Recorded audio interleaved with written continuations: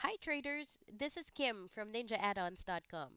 In this video, I'm going to present you the volume breakout and explain the settings on how to configure them properly so you can use it. Now, before we start, let me first explain the terminologies I'll be using throughout this presentation. That way, we'll be sure that we are on the same page. So the first one is the OHLC, which means it's the opening, high, low, and closing prices. Next is the body of a bar is from the opening price to the closing price. We do not count the high and low prices. Next is when the close is above the open, it is a long bar or an up bar in green. And when the close is below the open, it is a short bar or a down bar in red. Lastly, the wick corresponds to the little lines above and below the body that go from the low to the open or close and the close or open to the high. Bars may have a wick above and or below the body, but it's not always the case. Right?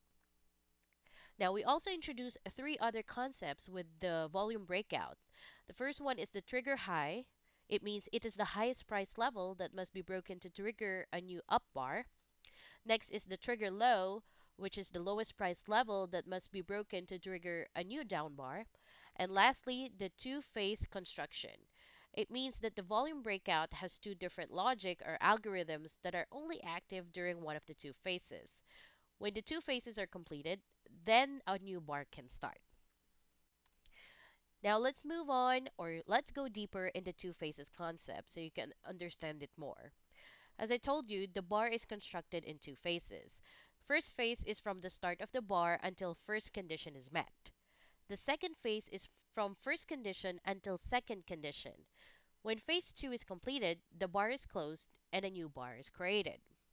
So, the first condition is the volume accumulation. A bar must accumulate a certain number of volumes set from the parameters to reach phase 2. So, let's say, for example, you set the corresponding parameter to 600. It means that 600 contracts or shares must be exchanged before entering in phase 2. So by that time, every price level is plotted and the bar is constructed like a standard volume bar. So once the first phase is completed, the algo enter in phase 2.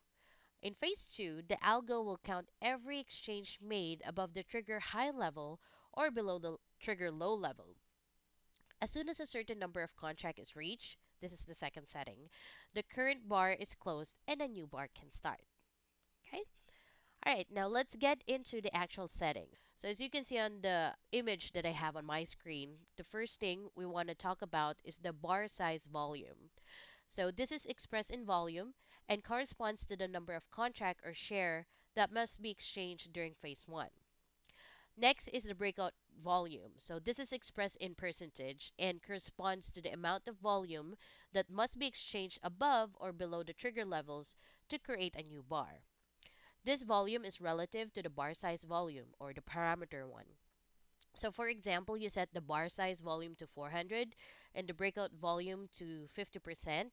It means that the algo will wait for 50% or 400, that will be 200 contracts exchanged above the high or below the low of the bar during phase 1. Lastly, the tick replay. So this is a new function in NT8 and the volatility Renko is compatible with it. You can find more information about this in the NT8 help guide. That's it for this video. So if you have any questions, suggestion, or feedback, please send us an email at contact@ninja-addons.com. You can also subscribe to our YouTube channel to get notified when a new video is published. Thanks for watching this video, and until next time, bye!